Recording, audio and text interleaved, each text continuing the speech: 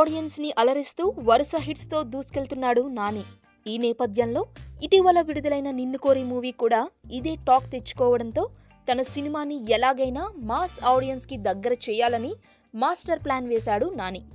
నిన్ను కోరి విడుదలకు ముందు ప్రచారంపై కాన్సంట్రేట్ చేయని నాని ఇప్పుడు వరుస పెట్టి న్యూస్ ఛానల్స్ కి లైవ్ ఇంటర్వ్యూస్ ఇస్తున్నాడు.